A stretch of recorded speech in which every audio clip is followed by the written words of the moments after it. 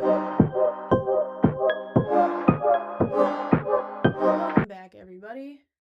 We've got a video here for you that I see something about China and weed. So I'm going to give you an idea of who you're going to see. This is the Sean Ryan show. If nobody watches the Sean Ryan show, You should. watch the Sean Ryan show.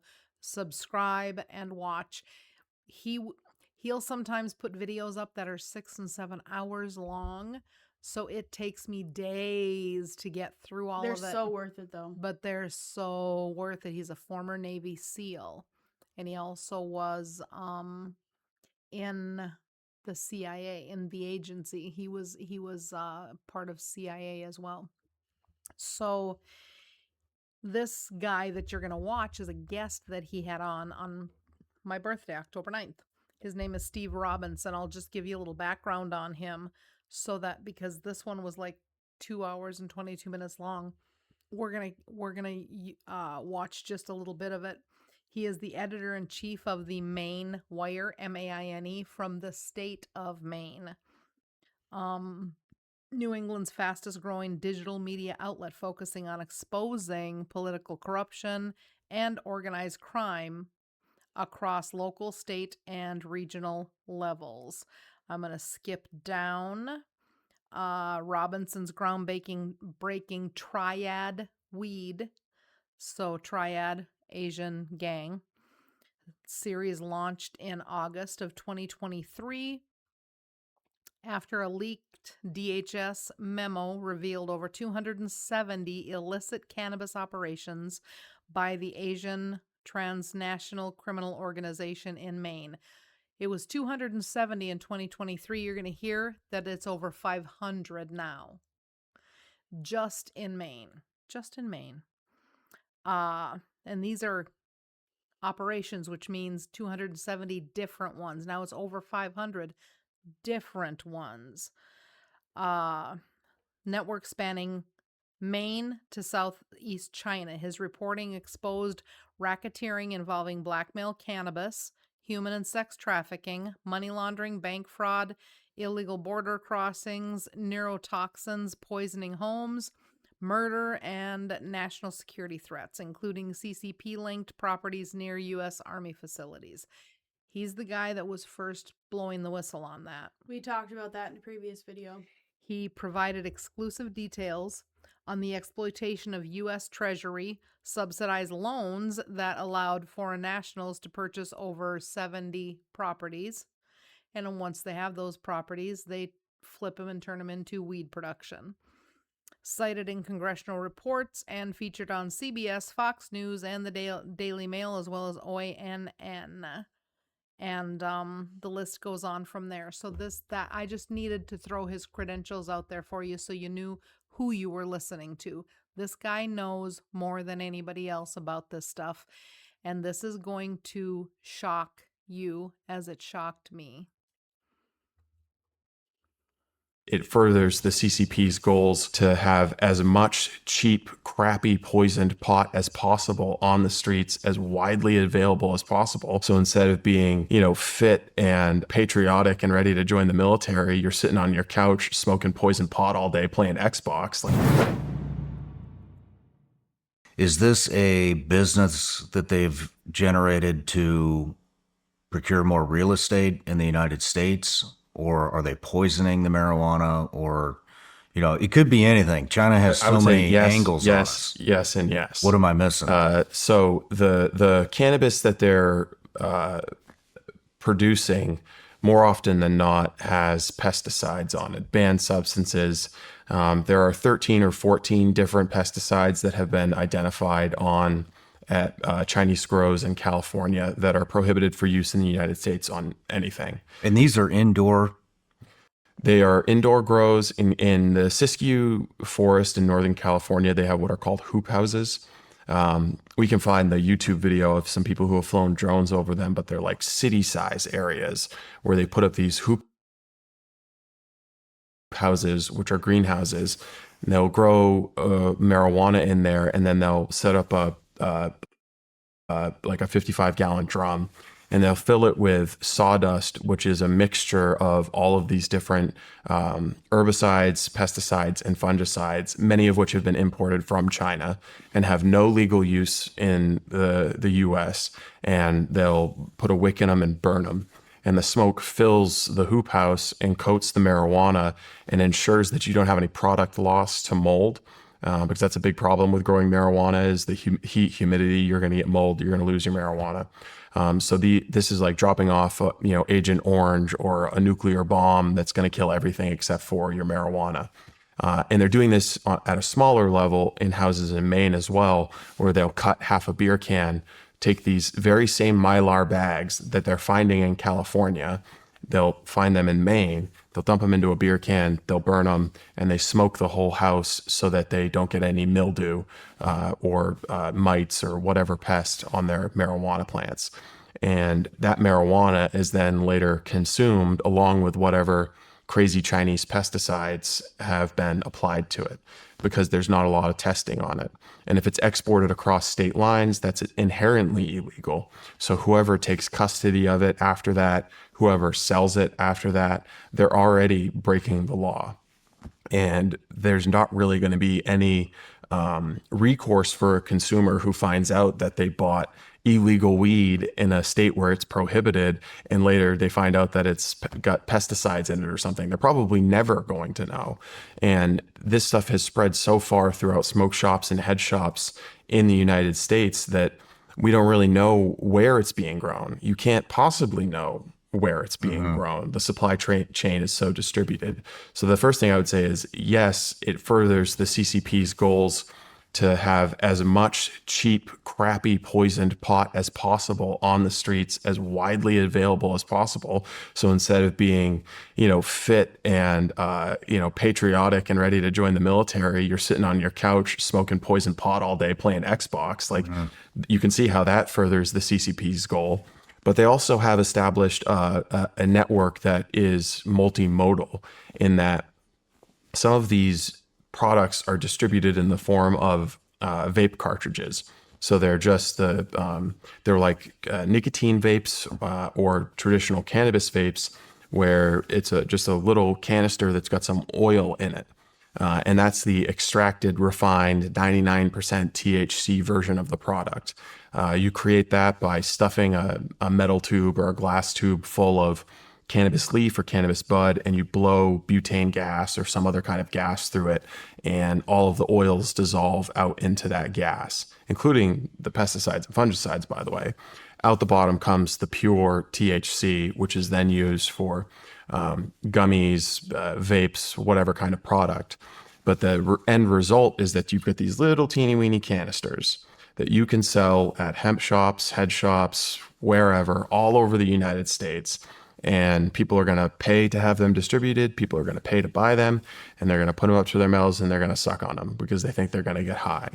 And if you were a planner for the Chinese military and you wanted to do something bad to the United States, what better network for the distribution of a chemical or biological weapon than a network that's going to self-distribute these little vials, millions of them, to 10,000 different little tobacco shops and head shops all across the United States, and people are going to suck it directly into their lungs.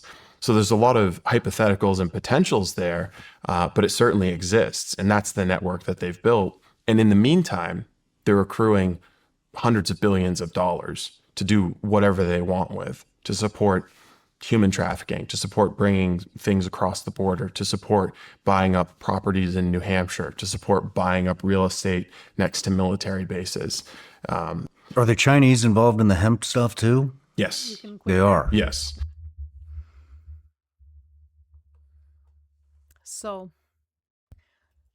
what are thoughts that come to your mind as you listen to this? Did you have any idea? No, I don't think most people do.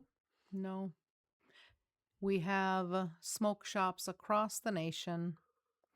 We have weed vapes being sold across the nation, gummies being sold across the nation, all with at least 13 pesticides that have been banned in the United States because they are either a neurotoxin or a carcinogen. but they are all being used by the people in America that, oh, it's just weed. It's just a It's natural. weed vape. Exactly. Oh, it's just a weed gummy. And Some people are giving these to their grandparents yeah. to control their anxiety. Yep. Do you really want your grandparents eating that? Do you love your grandparents? Do you love your children? Are you watching to see what they're consuming?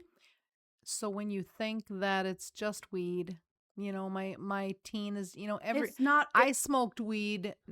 I'm not saying I did, but this is an example of what I've heard from people that are my age or into their early 50s, late 40s. Well, I smoked weed when I was young. So, you know, I mean, my kids, same thing. Yeah, Not and the people same were thing. dying of having crap like angel dust in their weed back then too. Yeah, that did happen too. So, has it that ever been laced- safe to just smoke weed? No. It never will be. But You know what's the most safe method? Not smoking anything at all. and not eating the gummies and not vaping. You don't need it. It's not a necessity. Because the supply of weed in America is now so tainted Yep. by Chinese pesticide that you don't know what is going to be happening to your body when you use that. So it's just one more of the ways that CCP has infiltrated and is taking down America. When Ben Bergquam went through the Darien Gap and he saw, I'm going to have to find that video and just find that little clip for you. When we saw that all of the Chinese people came through by themselves, they didn't travel together with all the rest of the people that traveled together for safety. They always segregated themselves. He saw them in the thousands, most of them military-aged men, which is frightening in and of itself. But they also had permanent stations set up where there were barracks to sleep in, places to shower, things, cooks that were feeding them as they were working their way through. So it was an operation that was set up. And then once they got into America, disappeared. Where did they disappear to? Weed farms. All of the weed farms that are all across the nation. They are everywhere. And they have taken over the marijuana operations everywhere. It is at such a volume. They're growing at such volume that they have tainted the marijuana across the nation. Well, and it's so much bigger than And they're that, getting too, rich. because sure they're messing with marijuana, but that's not the end game. The end game is for you to get hooked on something more. Correct. Because no matter what anybody will ever say to me, weed is the number one gateway drug. It is. I don't care what anyone It has to is. say. They say, "Oh, it's not. It's not." Yes, It's it is. been proven not. It is. I'm sorry, but it is. I talked to enough of my inmate addicts that tell me that and it I is. did it as well. Mm-hmm. And you will never change my mind on that. Nope. And there are too many people that I know in my life, personally, who started smoking weed in high school who ended up hooked on meth. Yeah. And then when they couldn't get meth, they would find whatever else they could get to get high off of. They would snort prescription pills. It didn't matter. Mm-hmm. Because at that point, all they needed to do was get high. Because they didn't want to be sick. Yep. So it's not something safe that you can just consume. Because not everyone is built that way. Sure, there's a majority of people that don't end up like that. But there are people who do. So it is important for you to understand. I bring this to you not only showing what CCP is doing, If there are over 500, I stopped it before he said But that. and Why are they still operating? Well, that's Why what I aren't wanted to they know. being Is shut why down? why are we not shutting that down? Why hasn't there been some sort of military action taken against that? Because remember, Because if they have the drone footage, they know where they're at, yep, but then there's marijuana is legal. and they make money off of it. So if you've legalized marijuana, And our state has not. thank goodness, And but I it will keeps continue coming on the ballot. and continue until my Because- dying breath to vote no. Because if it was, we'd have those farms here. CCP would be operating in North Dakota as well. So everybody wants to say, oh, they're just from the olden days, they're poo-pooing marijuana. Nope. Marijuana brings in that. Yep. And I don't need that. I'm gonna hold out a few more years. And if you're in a state that has legalized marijuana, you can still repeal Yep. those things. So these operations talk to your local people in government and see if they will do that for you. These the people that operations represent you. are still going on in houses. They buy up the houses. You can she'll put this in the link for you. It's a 13-minute video, I think. She'll put the link down below so you can watch the whole thing. It's a good listen. You'll hear more about the houses that are being bought up by the money that they make from this, and then that turns into more of these houses to make more money to buy more houses, and it goes on and on and on across the nation, all throughout the Midwest as well. This one, he's in Maine, but it's everywhere. And those distribution lines are used for sex trafficking, human trafficking, drug trafficking, and they are wide open and everywhere. Well, and not only that, but CCP is working to make the Darien Gap passable for Heavy equipment. vehicles and heavy equipment. Yep. And if that ever happens, there's a whole lot more to worry about. Yeah, because that means that all of that stuff comes to our southern border. Because that is the last 66-mile gap, that's why it's called the Darien Gap, of unpassable terrain. You did a deep dive on the Darien after I mentioned it. Good for you. And if they ever... It's frightening when you think about it. Oh, absolutely. That's the only thing stopping them from having their military equipment at our southern border. So what their plan was before President Trump came in, because there was a China-owned business on both ends of the Panama Canal. So not only were we having to pay $250,000 to $450,000 for each of our military, like an aircraft carrier, $450,000. Battleship, $250,000. That's insane. In order to pass through, even though we built it. Our people literally died building it. But that also meant because it was supposed to be under Panamanian rule, and of course Panama made with the One Belt One Road initiative. Look that up if you don't know about it, from CCP. They got into Panama, they did their little dirty deal with Panama, and then they became the owner of the Panama Canal, which meant they could pass any of their stuff through. Nobody would know, nobody would care. That means that they could bring heavy equipment into Panama, and then straight up, if they could pass the Darien Gap, which is right north there, coming up into Mexico. So if they have a passable highway system, road system that can get them through the Darien, they could have brought all their stuff into Panama, into the Panama Canal, and straight up. We took over. But also under their ownership, they can also not allow us Exactly. to go through. To move our if they ships so from choose. West Coast to East Coast. Because that's the only way through. So it had to be. It had to be. So we're back in control of that. We do need to have a heavy presence in Greenland, because we need hemispheric safety. Hemispheric control from Argentina. You up can to stay the on your Arctic hemisphere. Circle. We'll be on our hemisphere. Mm-hmm. We'll be all right. Exactly. Nobody needs to be all up in each other's business. No. So CCP, you're going to learn more about CCP around the world and pushing on to us. The Middle East, I'm going to say it again. You didn't get to hear it It's a from smoke show. yesterday. It is. It is a sideshow within a sideshow. T.E. Lawrence said that. He was Lawrence of Arabia when he was discussing the Middle East. He was a British, he wrote it. He was a British military man during World War I.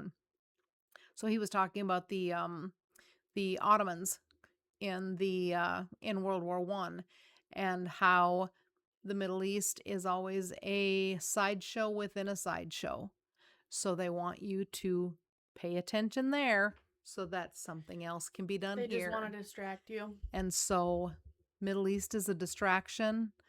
Israel is a distraction because CCP is taking over everything, including United States. So while you're busy worrying about the Middle East, you're going to be Chinese ruled pretty quick here. And I don't say that without receipts. You'll hear receipts. And if you have not seen our previous episode, we've talked about this already once. Mm-hmm. And we explained to you where they're at, how they have their own police stations For their own people that are here. So if they try to get out of line, they're gonna be snatched off the streets. They snatch their own people off of US streets. Yep. And we do nothing. And that's the scary part, because if we're doing nothing to stop any of this happening, not to mention not doing nothing to not allow them to have these police stations in our country, Yep. that's a serious issue. A serious issue. Why is it still being allowed? I just don't get that. We know where they are. I have a list of all the police stations in every city in the world. I can tell you how many are in each I country put a map and up where. on the last video explaining to They you have them across America. where they're at in the US. And they're still allowed to be there. And I don't know. I don't understand why. And I will find all of that and put it into this video as well. Yep. Or I will just tag you in the video, which was where we talked about all of this, because they have pictures of the Chinese writing across the building. Mm-hmm. I mean, it's pretty cut and dry, very clear what it is. Even though they call it secret police. And they just leave not it. much of a secret. They just leave it because they're like, whatevs. That's how unbothered they are in America. And why are they that comfortable? Because they're that paid off. Mm-hmm. That's why. They should never be that comfortable. Nope. In my opinion. Me either. But I think that's a good place to end. It is indeed. We'll do our quick Bible verse here.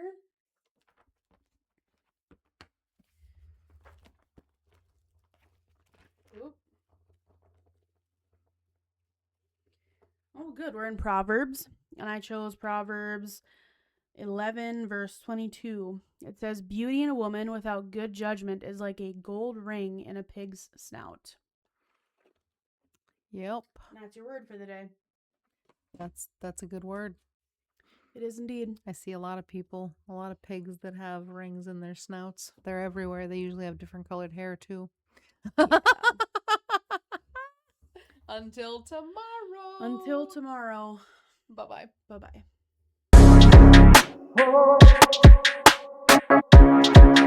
Oh